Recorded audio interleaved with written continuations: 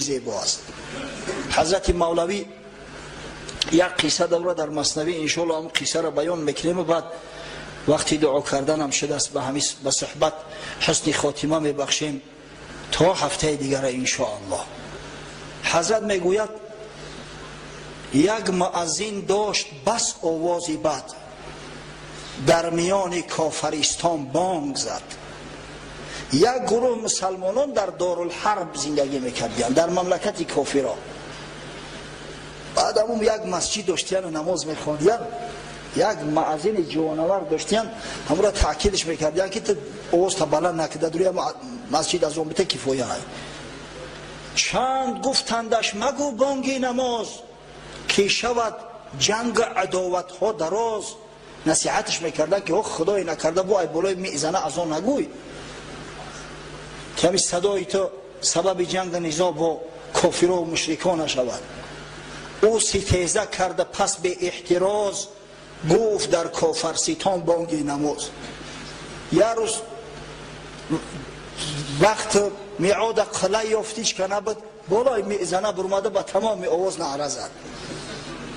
خلق خایف شد ز فتنه عامه، مردم همه در ترس تعلقه قطیدن که حوز یگان گپ میشود.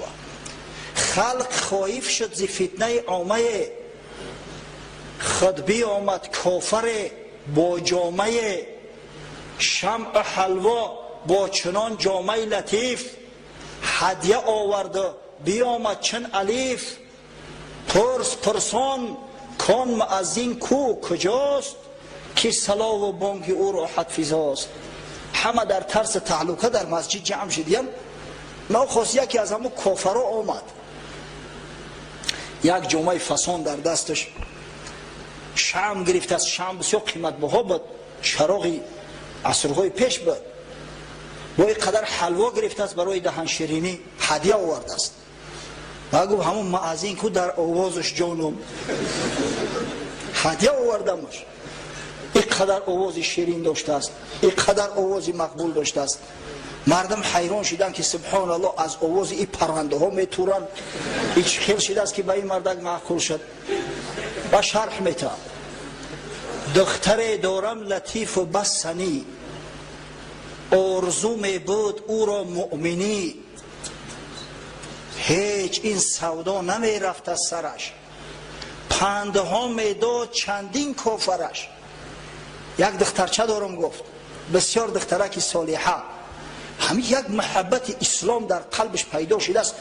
همین قدر که راهبا و کشیش ها و اپیسکوپو را خانه میارم و ضیافت تشکیل میکنم که میره نصیحت کنه، هیچ از گپش نمیگردد، میگه من مسلمان میشم.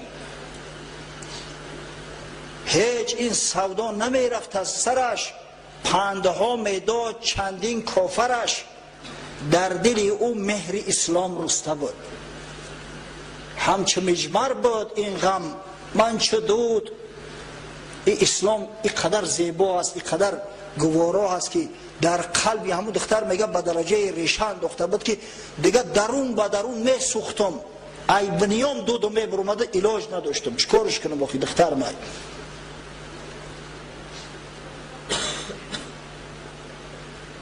هیچ چاره می ندانستم در آن، تا فرو خواند این مؤذن آن از آن. در فکر بدم، در اندیشه بدم که چکار کنم که یک وقت آواز این مردک بلند شد، آواز این مؤذن. گفت دختر چیست این مکروه بانگ، که بگوشم آمد این ده چاردانگ. در همه عمر این چنین آوازی زیشت، هیچ نشنیدم در این دیر و کنیشت. دختر تلخ کف شد میگه، گفت سبحان الله این چی صدای خنکای، 15-16 ساله شدم در حیاتم این خیل آوازی خنک، این خیل صدای گوشخراش نشنیدم، این چی بود؟ خواهرش گفتش که این بانگ از آن هست اعلان شعار مؤمنان. اپش همونجا بدست گفت این آوازی از آن های مسلمان ها همدیگر را به نماز دعوت کرده استیان که بیایی نماز بخونه. باورش نامد، بپرسید از دیگر. دختر قبول نکرد، گفت شما دروغ میگین. نه خب اسلام به این زیبایی با این پند نصیحت ها، با این تعلیم، با این قرآن جذاب شیرین، همین خیلی با صدای ناخوش صدا کنن مردم دعوت کنن به نماز. باورش نامد، بپرسید از دیگر، آن دیگر هم گفت آره ای پدر. یک کسی دیگر را پرسید، او گفت جانی پدر راست میگه. همین آوازی از آن است. مسلمان ها هم دیگر را صدا کرده ایستیان، به دعوتی به نماز کرده ایستیان. چند یقین گشتش رخی او زرد شد، از مسلمانی دل او سرد شد. وقتی به یقین دانست که همین حقیقتا از آن بوده است، دیگر رغبتش تمام شد، دیگه همون میل رغبتی که در قلب داشت دور شد. راحت هم این بود از آوازی او، هدیه آوردم کنون آن مرد کو. برای همین آوازی ایرا من دوست داشتم میگم، اگر خدا بگیرش ای آوازی ای خر میتورا. سبب خشنودیم همین است، برای همین هدیه آوردم. کجا هستم اون مرد؟ در بمال و ملک ثروت فردمه، من دهانش را پر از زر کردمه. اگر گفت قسم به خدا بوی میشیدم، دهانش پر طلا میکردم. به حضرت مولوی نصیحت میکنه، هست ایمان شما زرق و مجاز، راهزن مانند آن بانگ نماز. هشتونه در سر تو بگیره مسلمان ها گفت، نکنه که همین ایمان اسلام شما را مثل همون نمازی، همون شخصی بد صدا خنک صدا زرق مجاز باشد که مردم از اسلام بتورانه. ببینه که فاسقا و فاجرا دایم چی طعنه میزنن، نماز خونه دیدیم فلان کار کرد، اهل مسجد دیدیم فلان کار کرد، همین را در روی ما میکشن. باید اهل مسجد، اهل نماز چنان رفتار و کرداری داشته باشند، چنان آداب و اخلاقی داشته باشند در همه جا. خواه مکان جای جمعیتی است، خواه جای کار است، خواه مکتب و مدرسه است، در هر جای باشیم همین خیل ادب از خود اظهار کنیم که بی نمازا شرم بدارن، بی نمازا را ذوق کنه، بگن که سبحان الله اگر ما هم نماز میخوندیم شاید صاحب همین خیل ادب میشدیم، شاید خدای تعالی ما را همین خیل هدایت میکرد. هست ایمان شما برق مجاز، راهزن مانند آن بانگ نماز.